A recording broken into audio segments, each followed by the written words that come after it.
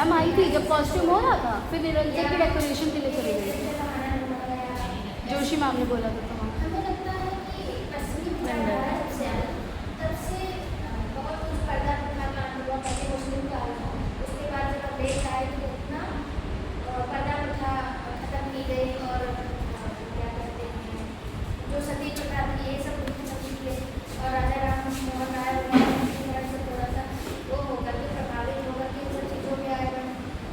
और क्या कहते हैं जब अंग्रेजों ने हालांकि अंग्रेज सत्ता पर आक्रमण कर रहे थे तब महिलाओं के अंदर एक वो भावना आई कि जब वो कर सकते हैं तो हमारे अंदर भी लोगों से तो उन्होंने हमें छोटी संभाल के और मैदान में लड़ने की कोशिश की अपने लखनऊ से बेगम हजरत महल हुआ तो और रजिया सुल्तान शासिका रह चुकी है।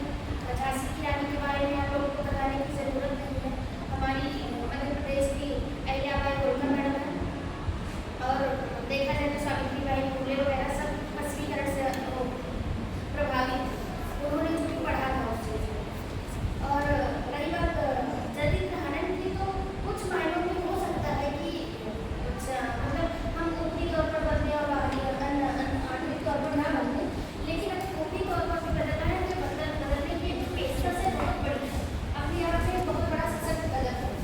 तो मुझे लगता है कि इससे महिलाओं को बहुत कुछ आज़ादी मिली और स्वतंत्रता मिली है, उन्हें व्यक्ति का अधिकार मिला है। वो अगर आज कार्रवाई चला रही हो, आज थाने आ रही है, हम पढ़ने आ रहे हैं तो कहीं न कहीं पश्चिमी सभ्यता की देन है, पश्चिमी संस्कृति की देन है ना। अब पहले हम कल्पना नहीं कर सकते थे कि हम सूट पहन के और तो ऐसे आराम से आ जाएंगे, हम बाइक चला के पहुँच जाएंगे।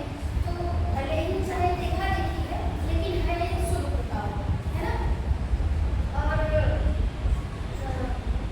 पहले जैसे हमारे जो भारतीय युग था उसमें हरिश्चंद्र जी ने लिखा कि वो हालांकि इसकी शिक्षा का एक तरह से मुखौटा पहन के वो कर रहे थे।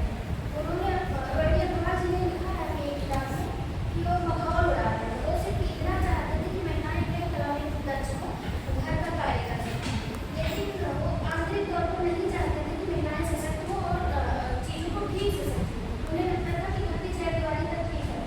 तो उन्होंने महिलाओं का एक जगह मखौल उड़ाते हुए कहा कि पढ़ाए नहीं देते हो, लिखाए नहीं देते हो, संज्ञान नहीं बनाए नहीं देते हो।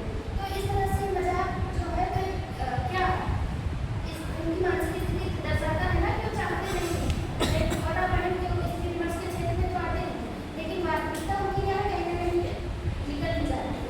ऐसे और बहुत सारे उदाहरण हैं। अब अगर मानस में लिया जाए रामचरितमानस से तो वैदिक काल था, उस पर पश्चिमी सभ्यता का वो नहीं था, तो वहाँ पर की परीक्षा लेने के बाद भी उन्हें छोड़ा गया, वो धरती पर गए और उन्हें माना पड़ा, मतलब कि समाज में रहने के काबिल उन्हें नहीं छोड़ा गया।